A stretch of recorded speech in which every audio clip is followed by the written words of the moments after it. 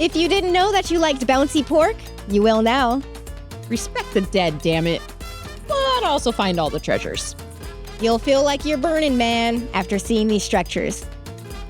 Where's the line between taking yourself too seriously but demanding respect? One photographer has thoughts.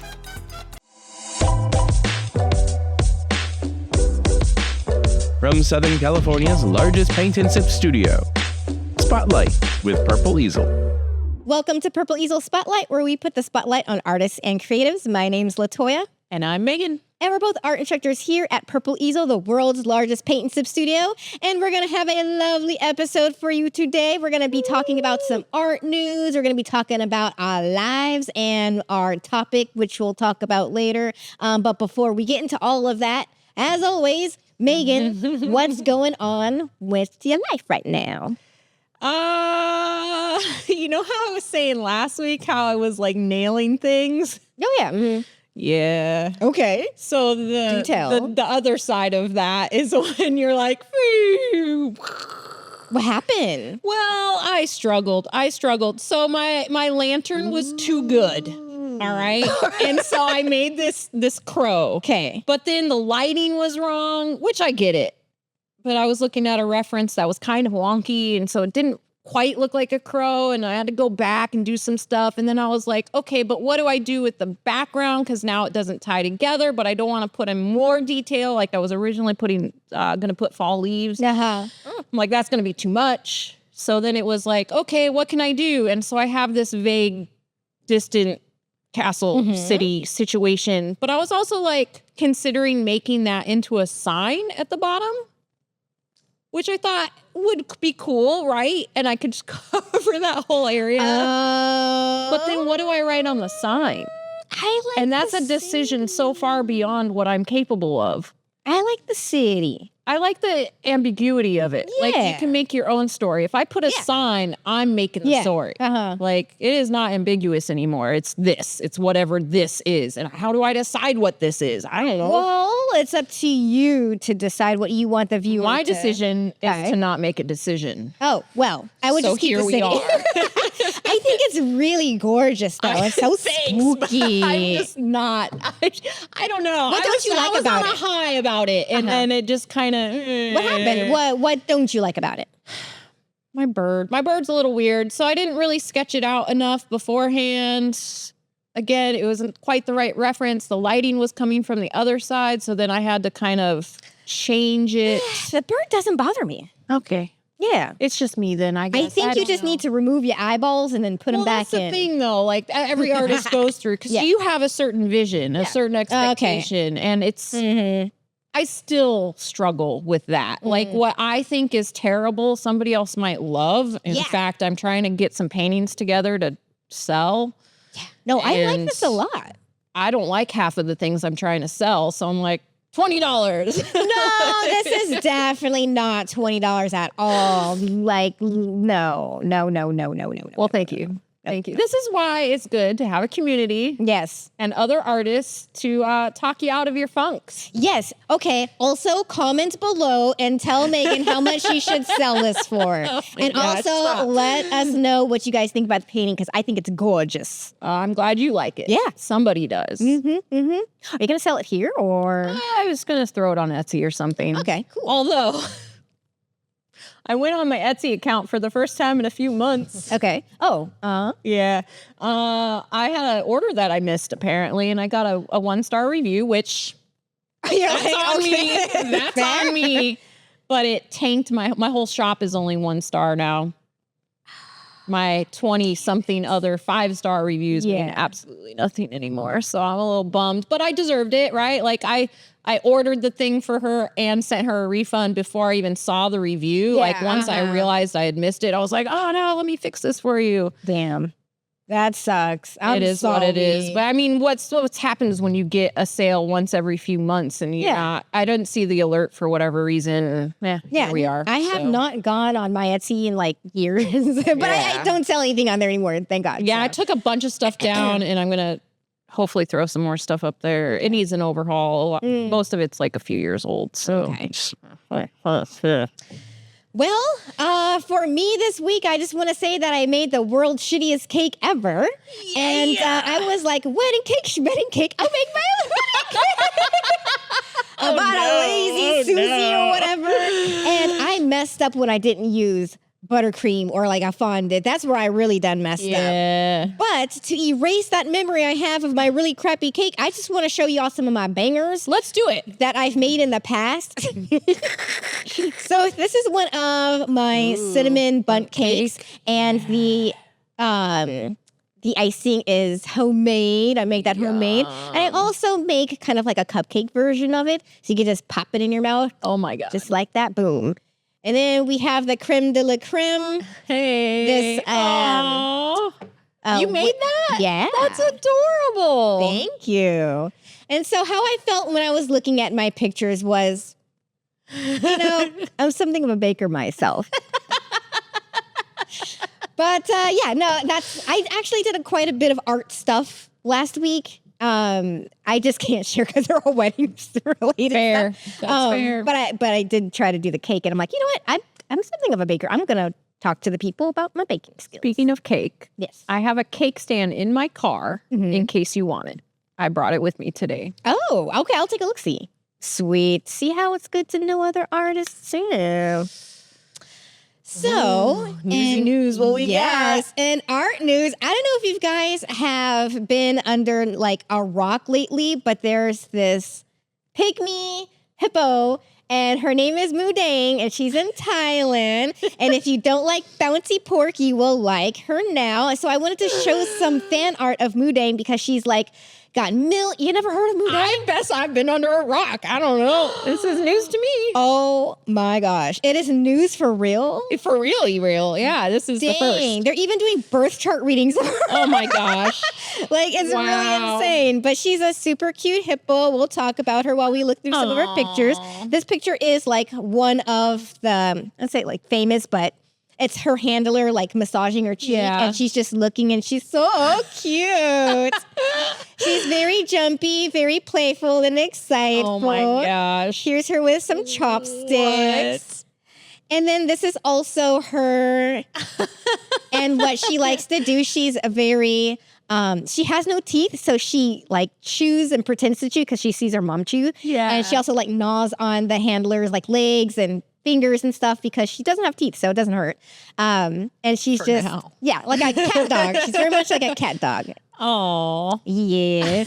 And this is my favorite one. This is her freaking out because she spazzes a lot. She jumps a lot and she spazzes a lot. The movement, the smear, that's so perfect. Yeah. I'm so surprised you haven't heard of her. Dang. Nope. She's so, well, what about the penguin? The penguin, the baby, the huge baby fat penguin? No. Okay. Chili Willy? No, I think his name's Pesto, and he's bigger. He's a baby. And, baby penguins are furry. Yeah. Well, he's bigger than, like, the regular size penguin. But he hasn't gotten his grown-up feathers yet? Yeah, so he's just a big, fat, furry penguin. Love it. But that was my art news. I just wanted to share some fan art because Mudang's all the craze. That's adorable, and now I feel like I'm in the in. Yes. And hopefully our viewers do as well. Thank you, Toya. Get it on your algorithm. Yeah. In slightly more depressing news, the Diana of Versailles, which is a smallish statue that was placed on a mantle in the Titanic, has been found in the rubble, like pretty distinctly. Did they find it when they were looking for Ocean Gate? I mean, it's possible. It is possible. It was just recently found. So it is very possible. So it's this weird dichotomy, right? Of people going down there. Yeah. Like, let these people rest in peace. It's considered a grave site. Yeah. There are no bodies, though. Yeah. So it's kind of like, let's go find the treasure. So I don't know. I don't know why people like to go down there so much, but I do see why people do. Would I do it? No.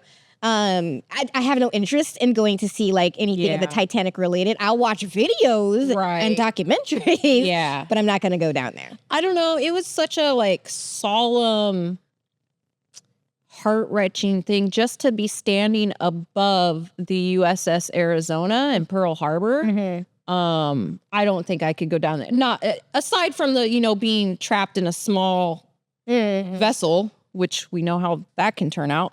I don't think I could do it. But there's so much art. Yeah, and that's this true. particular one is a cast of the original. So it's only once removed, Oh, which wow. means it's pretty like Whoa. as you can see, it was documented. Like they have a picture of it. I wonder if they could take the little robo hands and just pick it up and I know, just like, yeah. And like just take it up. I I don't know. right. There's so many things. Like they discover all this stuff, and then if the sand moves, then it's gone again. Like Yeah, that's true. it's so weird to me. This the way the whole Titanic thing works. Like they're never gonna try to raise the ship. It'll just disintegrate. Yeah. At this point. So You just got to keep going down there, I guess. You just got to have keep no choice. exploring. Yeah.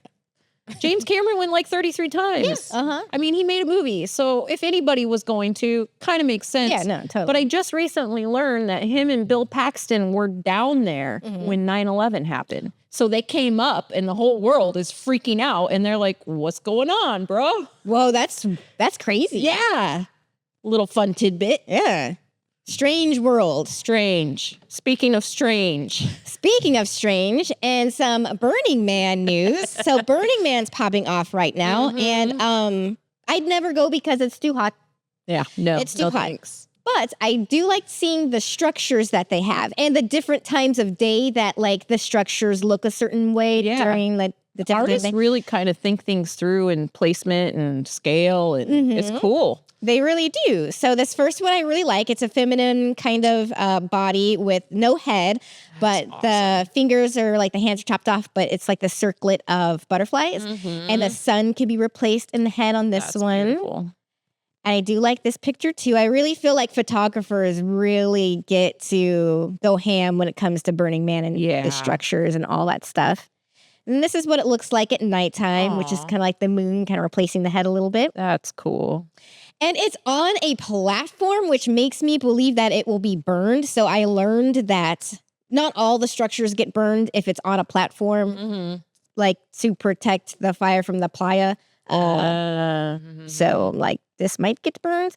But I also wanted to show you guys these two because it do be like that sometimes. So this is what, Accurate. yeah, right? Two people kind of looking across, not across, but like away from each other, but their inner child's kind of wanting to be close to one another. It's a Yeah. daytime version of it. Oh. We got a nice little evening with the sun like right in between them, which is really cute. I know, right? And then lit up at nighttime.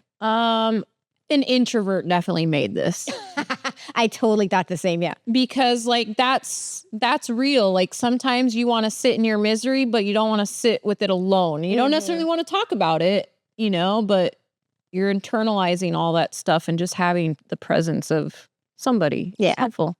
That's beautiful. I love that piece. I know, I really like that one too. It's awesome. Yes, and I know this one will not be getting burned because it is not on a structure. Also, kind of hard to burn glowing children. Something just doesn't seem right about that. That's so true. Oh, man. All right. So I want to talk a little bit about Stephen Shore. Okay. So he's a famous photographer, and he was giving a lecture at Cal something. I forgot to include it. I'm so sorry. I'm the worst. That wasn't even the interesting part of this whole thing. So he walked out in the middle of a lecture. Like he was finishing up, and then they got to the point where the audience could ask questions. Like the best part of a lecture, right?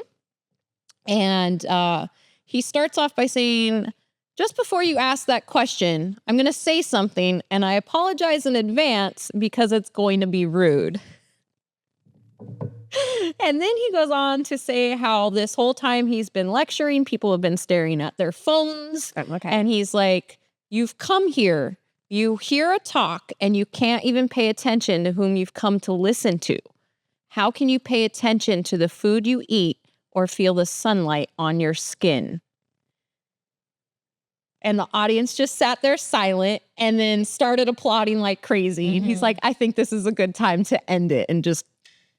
Nice. That's a mic drop.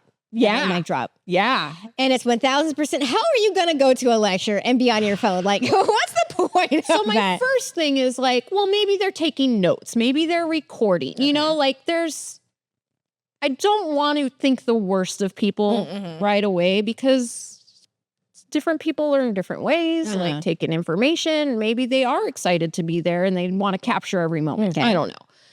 But yeah, there is that whole, if you can't even do this and be present in this thing you're choosing to do, how are you ever going to enjoy the simple things in life? Like sunlight on your skin? Like, 1000% it's just, agree. Man. I 1000% agree with that. So it's like part of me is like, okay, ego much, but also he's right. Yeah. And good for him for calling it out because like, why is he wasting his time? You know, that's crazy. I literally was thinking about this last week. So there I was cutting up like 60 costume contests, like entries, whatever, for the wedding. And I could have just done it like bulk and just, you know, Yeah. But I wanted to I was listening to my little classical music, just cutting each one, 1, 2, 2, 2, 2. And I was having a grand old time. And I was like in the moment. And I was like, see, this is the moments that we're missing when we're like on our phones too much. I just was in peace. I was like, it's just nice and relaxing. Didn't need to be overstimulated with a bunch of stuff. So yeah, I 1000% agree. And as people know, I'm not very much on my phone. When I'm on my phone, I'm on my phone. I was telling our manager this last week. When I'm not on my phone, I'm not on my phone, if that makes any sense. Like I will spend hours on my phone when I'm on it. Otherwise, when you're researching. Or that. I could go on my computer for that, but yeah. Yeah. I feel the same way. And I really try to put my phone aside or leave it upstairs or whatever. So I don't always reply in a timely manner. But I'm sorry, everyone. I'm just protecting my peace. Yeah. Because we don't enough in today's world. I 1000% agree with that. So we're going to jump into today's episode. Let's. And so I'm going to explain why I wanted to talk about what I'm about to talk about right now. So you recently dyed your hair blue. I did. Okay. I'm my Picasso blue era. Nice. As you should. That's my trish. Lily, our coworker, also dyed her hair. Yep. Right after she saw mine, she decided she was gonna. See? Exactly. And my crossing guard at the school is now dyeing her hair. Hey, you're starting a trend. Yeah, you're starting a trend. How about that? Remember asking you a few podcast episodes if you started a trend? There you go. There it is. There it is. All three of us. So we recently learned about mauve from that book that you brought from one of episodes previous back. And we also talked about like the lack of purple in country flags for those reasons in another podcast. And then finally I saw some like some zoo like in China dyed some dogs to pass off as pandas. Yes, I saw this. Yeah. And I was like, I'm going to talk about dyes. I'm going to talk about some colors. Let's do it. So today's episode. Oh, this is exciting. I love it. Yay. Yes, dyes, colors, and all that stuff. So, and. But dogs is pandas. Oh, yeah. Because, come on. They don't even look at. It is like the most generic knockoff panda I've ever seen in my life. It's like a Amanda. It's not even a panda. Oh, geez. But I could definitely do a few episodes on colors because I couldn't even get to all the colors, and I didn't even get to talk about Red 40 or nothing. Sorry, Lily. You'll have to wait to learn about the bugs. Exactly. So I want to talk about cobalt blue. Yay! All right. So cobalt blue was discovered by a French scientist or chemist named Louis Thenard in 1802 for an alternative to ultramarine. And we'll talk about ultramarine a little bit later. But check this out. The name cobalt comes from the German word kobold, which means goblin. And that was because the element was mined in areas in which they believed goblins live. Okay.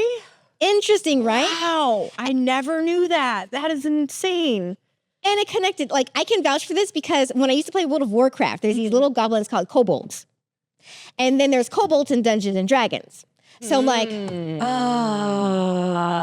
goblins. Making sense. Yeah. Wow, that's so cool. Yeah, so add a little blue goblin there for you guys. So cobalt blue was used for centuries in ceramics and jewelry. You can see cobalt blue in Chinese blue and white porcelain vases and dishes. So this vase, I think, was made in 1902. So it's not old, but Old enough. Yeah, it's old enough. It's pretty nice. And Yeah. also love to see these dishes. I think these are so beautiful, by the way. I know. I've been thinking about trying to do an episode on like Wedgwood or something somewhere down the line. So the cobalt blue was imported from Persia in modern-day Iran, and was referred to it as Islamic blue, which I thought was really nice. Cobalt blue is so expensive that it's because it's literally made out of cobalt. But here's the thing. So I was doing my little research here, right? Yes. And I was like, well, which is more expensive, ultramarine or cobalt? And everybody was saying ultramarine. And I was like, but is Nova Color lying to me? So I went to Nova Color. So, and if you guys are familiar with Nova Color, it's really great paint. Vouch for it. You get it shipped. Vouch for Nova Color paint. So we got cobalt blue, which is expensive. Okay, like for 4 ounces, you can get $16.99. Okay. Ultramarine, like $5-6 for the same amount. Yeah, I have ultramarine at home. I have ultramarine and cerulean blue. Ooh, okay. I thought about talking about that too, but there's so much blues to talk about. There are so many blues. Yeah. We have Indian Throne and Phthalo blue here. Yes. So like totally different blues from what I have at home. We will be talking about those colors later as well. Sorry, I'm jumping. Oh, no. I was just saying, like, yes, you are right. That's correct. Yeah, I'm glad I didn't know I was, but I went for the cheaper one. So that's cool. Yeah, apparently Ultramarine. it's more expensive. We'll see about that. Yeah. So, ultramarine comes from the Latin word ultramarinus, which means beyond the seas, which I thought was really pretty. Yeah. So it's made from grinding lapis lazuli, and I made sure to wear my lapis lazuli today. But grinding it for humans back in the day was really, really hard. And I can imagine trying to grind this. Yeah. So it was really, really, really hard. Pigment. Yeah. And that's why it also was so expensive back then. But it didn't stop Cleopatra from using the color as eyeshadow. So she used 'Cause of ultramarine course. powder. Wow, really? Now, this obviously isn't Cleopatra. But we know that classic. Yeah. Wow. Pretty interesting, right? Mm-hmm. So the stone can be found in Afghanistan, Pakistan, and was exported to Mediterranean areas and Asia for many years before it got to Europe. So what did Europeans do with ultramarine? Make Renaissance paintings, of course. they did. Yeah. But it was so expensive that it was only used by the best painters and used oftentimes to depict the Virgin Mary. And so this is a quote from what this Renaissance artist had to say about the color. It was like the shit, basically, back then. So a color, illustrious, beautiful, the most perfect beyond all other colors. One could not say anything about it or do anything about it that its quality would not still surpass. I made this graphic, by the way. That's beautiful. I'm like, that color is banger. Thank you. So here is the Virgin Mary. This is a piece of a diptych, actually. It's really big, and the blue is to depict the holiness and humility. Yeah. And lots of ultramarine. Yeah. Lots and wings, man. Look at all those wings. I know, right? They all look the same. They sure do. We also have another Virgin Mary in prayer, 1640 on oil on canvas. Look at that blue, though. The fabric on this is just stunning. And fun fact, a lot of artists couldn't even finish some of their paintings back in the day because they ran out of ultramarine. Oh, no. Yeah. You're like, I guess I'm done. Yeah. I guess they couldn't. It wasn't made yet, so they couldn't substitute ultramarine. Yeah. Cobalt wasn't made until the 1800s. So. Wow. And then here's also the mystic lamp part of a Ghent altarpiece 1432 oil on panel. Also, I just want to say, all these men look miserable. But their hats are so cool. How can they be so sad? I know. I do love the hats. I really do love the hats. But yes, another use of ultramarine. Are these monks? They look kind of monkey. Yeah. I want to say this painting was in Belgium, actually. And then, of course, we have, Oh, hey. Let's go. That was an accident. Was it really? Yeah, I just picked the right color shirt. And it happens to have her on it. So Nice. there we go. Vermeer's Girl with a Pearl Earring, 1665.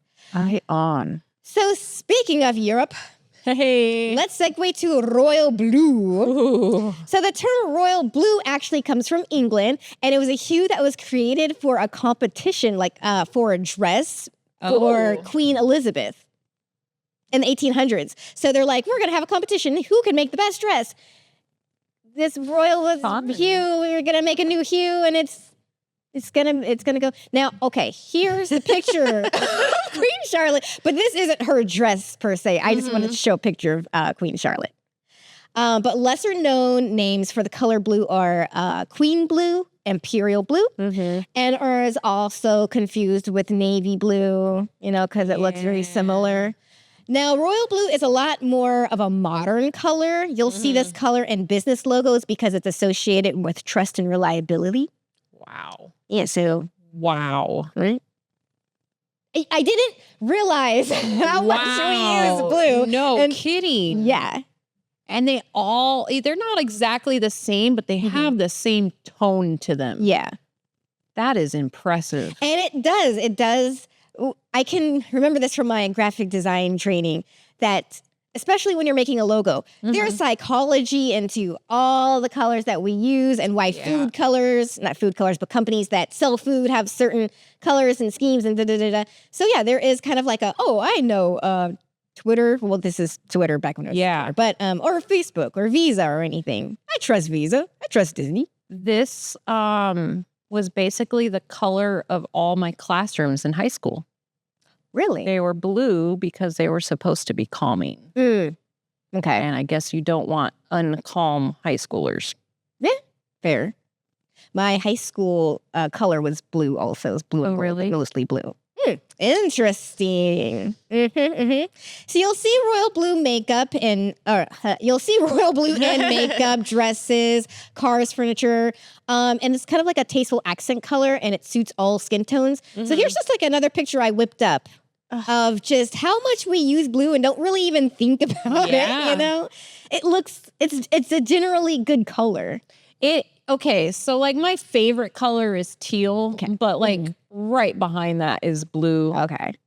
And then green. Okay. Which is why teal is my favorite. And then purple. Like I love cool colors. So anything that's in that, like anywhere from like the periwinkle to the indigo, like this is my jam. Okay. Nice. I would have all of these things. Yeah. Especially the hair. Cake looks good. Yes. Exactly. I used to think like, it's so mean of me. I know what you're saying with the teal because teal is one of my favorite colors too. But when it comes to blue, because blue is such a basic bitch color.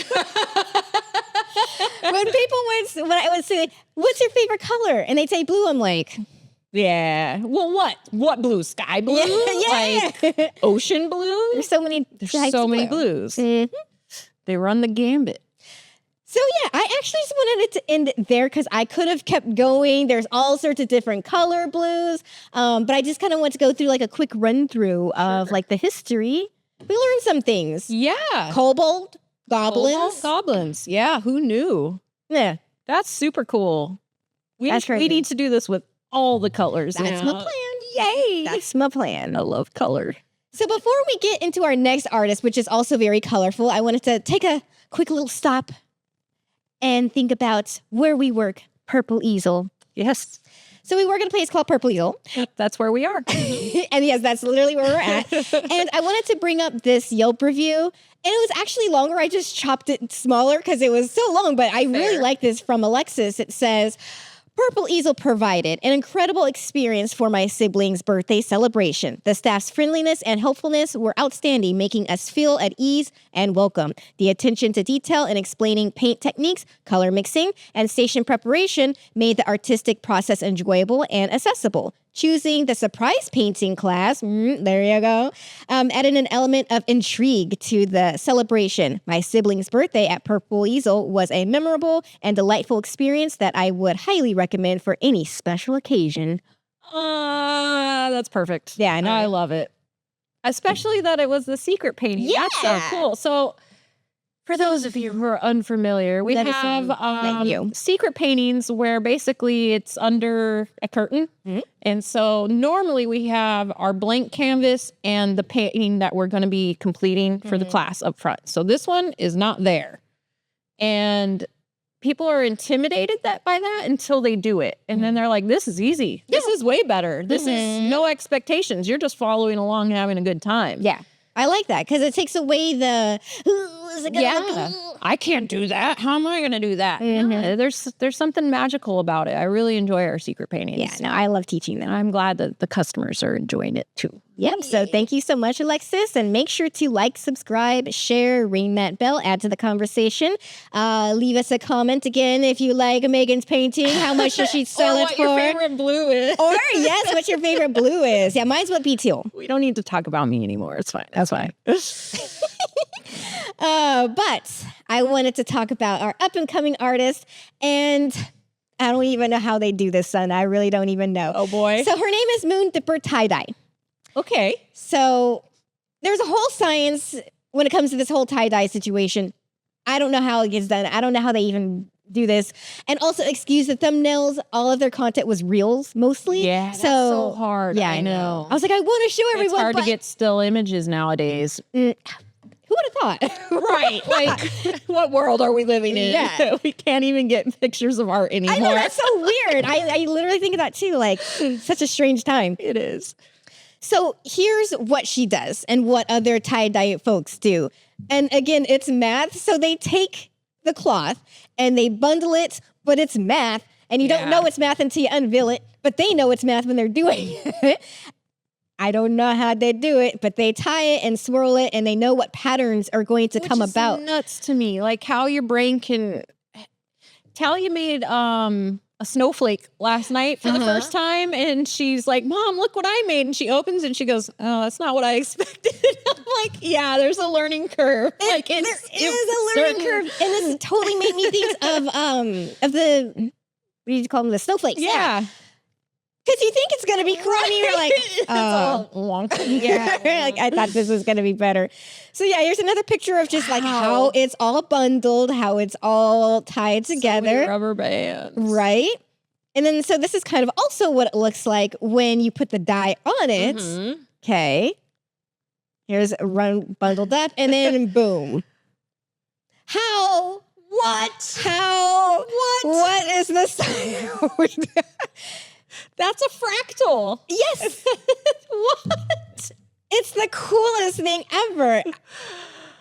Wow. The only thing I can understand, at least from this first picture, is I get the circle. So she must have tied it around like in a circle on the outside because it kind of has this water ripple effect on the outside.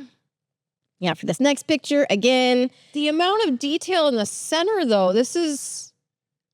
no wonder there's so many rubber bands. Yeah. Because all the white lines are basically where the fabric is bunched up under the rubber band. Because the dye doesn't get to it as easily. Yeah. Isn't that wild? But wait, there's more. Because there's an ice dry dye technique. So you can do the same thing. You put ice on top of it. You put the dry dye powder on top of it. And then it melts through. And you get like that splotchy. Yeah. Oh my gosh. So look at how many she's cranking through at one time. Like she's got a whole production line. Yeah. This is nuts. That's so crazy. And so yeah, you come out with bangers. What? What? It's crazy. And also with the dry dye, I don't think this, I really don't know. I don't think this next picture is the dry dye. I just want to show cool patterns. Yeah. But it's a softer look. Like it's a more like a watercolor kind of. Yeah. Yeah. Wow. My mind is blown. And there's so many different patterns that you can come up with. And so much of that is trial and error. Like, how many times did she have to experiment to get it right? And then remembering how she did it. Like, Yeah. it kind of either works or it doesn't. Yeah. No, that's very true. Just like the snowflakes, it's Yeah. either going to work or it doesn't. And then this last picture, also, I totally forgot. And then she could wear it. Aw. So much like all the other dyes and the colors, blues and da-da-da that we were learning about, that you can apply to clothing and cars and makeup. Here you go. Boom. Make your own clothing, your own patterns. Wow. But this last picture, I just wanted to show like of her unveiling it because That's that's so got cool. I feel like the unveiling has got to be the most coolest part. You're like, oh, and then I don't know. I want Like so nervous to see it. Like, okay, so legitimately, that's how I felt about my hair because I had it all wrapped up in the towel, and I was like, okay, we gotta give it a minute. Like, I need to center myself before I find out how bad it is, Okay. or if it's okay. Like, that was a moment of terror. Yeah. It's like moment of truth. Wow. But yeah. That is super impressive. I am shocked. So we dyed t-shirts in chemistry class in high school. Uh-huh. And How'd we that had to go? bring in a shirt. It was fun. Like, we just went out with buckets and we were each brought a shirt in, but I'm the only one that didn't bring a white shirt. I brought a teal shirt and then I used like yellow dye and magenta dye. And so it ended up with like spring green through like a deep magenta-y color on the teal. And everybody was like, I'm like, yeah, fools. What are you doing with your life? But there were no pattern. Like, it was nothing that cool. okay. Like, I'm going to have to see if I can dig it up. Yeah, that sounds really pretty. You're like, get on my level. I know, right? Like, amateurs. Even though it's literally the only thing I've ever tie-dyed. Good for you. I'm glad to hear that. It's just so funny that tie-dye is like coming back though. Yeah. It's a thing. My kid is all about it. Well, I guess it's because the 90s. Everything's recycling. Yeah. That's true. That's true. Basically. But I have not like, hey, let's do a project with her yet. I'm not there. That's too much. I don't want to have her tie-dye her own stuff yet. Is it messy? Because when I see her do it, it doesn't look messy, but that's because she's pro. To a person who hasn't done it before, is it messy? It can be. I mean, like, you should probably have some gloves. Okay. But you get your little RIT things at Michael's, and it's more than I want to deal with. I barely even like painting eggs with her. Like, I gotta get newspaper out across the table. Like, nobody even has newspapers anymore. No. So here's some junk mail I lay out. Like, it's a whole thing. All right. She loves it. And I'm But like, it's just like a little bit too messy. it's just okay. It's lazy, Mom. That's just I don't think so. No, you guys do all sorts of cool, like outdoorsy stuff all the time. Yeah. So I have a question for you, possibly two if we have more time. But I have what we have here: a Purple Easel. We have Endothrone and Phalo. My question to you is: which is your favorite and why? Which is the color you prefer to use and why? Because there's a few artists here that are very much either pro Endothrone or pro Phalo. I like the end and throw. It has like this muted sensibility to it. It's not as universal as the phthalo. I always go for the phthalo because it works in more situations. That is so true. Just like now, I never had this problem before. Like I think I have a cad red at home, but I have like a crimson red and something kind of deeper, more cool tone. Cad red and blue do not, in fact, make a nice purple. They don't. So now I don't even really go for cad red unless I really want that warmth. I just go for magenta. How funny you say that. Oh my gosh. Because I was going to ask you that. But also, just to go back to the Endothrone blue is most artists here. Yoshi is a huge fan of Endothrone. It's beautiful. It's a beautiful blue. It's a more natural blue. Yes. But you're right. I like Phalo because it's a little bit more whimsical to me. It's a little bit more like, it fits fairy-ish. more I don't know why of that what makes we're sense. doing. Yeah. When you mix it with green or you mix it with yellow, it gets a better Oh, yeah. Yellow and secondary color. Endothrone, you get. Yeah. But, that's real life. I keep reading. There's my fantasy brain. And then there's real life colors, and real life colors are very muted. They're not in your super face. vibrant. Yeah, exactly. So I mean, it's so subtle, right? Like looking at this, most people probably couldn't tell the difference. No, I don't think so. You're a pro if you know. All right. So to answer your question, we got here magenta and yellow, and then cad red and yellow. Yeah. Which one's your favorite out of the two? I like the magenta. Yeah. I like the cooler tones generally anyway, but you just get like a depth with the magenta that you don't get with the cad. The cad is kind of flat, and it doesn't make as pretty of an orange to me. Yeah, that's the thing. So like when I'm like, oh, I'm going to paint pumpkins, I'm going to go for the magenta because it's going to mix orange better. I got to the point where I bought orange at home because I got tired of mixing them. They were always coming out muddy. Yeah. My oranges were always muddy at home. I don't know. Like less quality paint, but. Okay. But yeah, you can get with magenta, you can get the bigger range. Yeah. cad red by using magenta and yellow. And yeah, it does have more range, and you can use blue with it. Yeah. Unlike the cad red. I feel bad. I feel like we're talking shit about cad red. Sorry, cad red has its place. It has its place. It has its place. Although there are apparently a lot of artists who don't like it. Cad red? I mean, as I'm starting to actually communicate with other artists and see reels and stuff, it pops up more. So yeah, cad That's red fair. It's kind of one note. It feels like Alton Brown getting mad about having a unitasker in the kitchen. Who?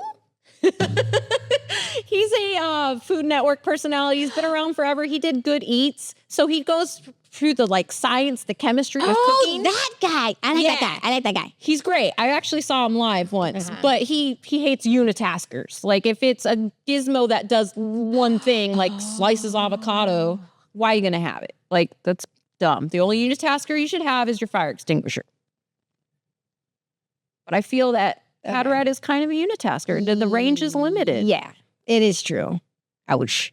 Shout out to sorry, Kat. Yeah, shout out to magenta. Sorry. Magenta. But magenta and green makes a nice purple too, which is one of my favorite tricks. Yeah. And it's so fun. Like I always forget that, but yes. When we have people up there and we're painting and we're like, now you're going to take some of that magenta, some of that green, and we're going to get purple. And everybody's like, what? You can make those two colors? Yeah. So that's always fun. Little tricks of the trade that we know here. Well, I do hope that you guys enjoyed today's episode. I hope you guys learned a little bit more about blue. Again, shout us out. Type in the comments. Let us know how you feel about everything. Yeah, I am super into the colors. Let's talk about all the colors. Maybe I'll have to lend you my book for a while. Yeah. Blue, man. Yeah, who would have thought? And there's so much more. There's so many blues. I was thinking about this the other day too. You have like your royal blue, your cobalt, navy. It's everywhere. And there's small distinctions. It was the other day during Paint Your Pet. You're like, what is cornflower blue? And I was like, oh, it's kind of like periwinkle, but less purple. Yeah, then we have to sit there and Google it. Yeah, it's like true. A forget-me-not. Yeah, there are just so many, and it's true with all the colors, but I feel like blue, people know the variances more. I would agree with that. Joe has more names for the color blue. Yes. Yeah, it's generally speaking. Yeah, it's the most, I wouldn't say it's the most popular color, primary color, but I feel like it's the most important of the primaries. Honestly, when I was doing my research, that's kind of what the gist is it is one of the most important colors one can use in a painting. Like, it's like white. I don't know if that makes sense. Yeah. And that's the thing it's so funny. Almost every single painting we have here, we pump more white than anything else. Even if it doesn't seem that light and bright, like you just mix white in with everything. Yeah. That's how it is. That's how blue is. It is. Yep. Blue. Yeah.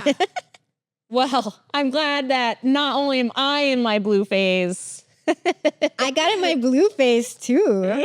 Now I'm just going to be seeing blue everywhere. Thanks so much. You're welcome. All the blue.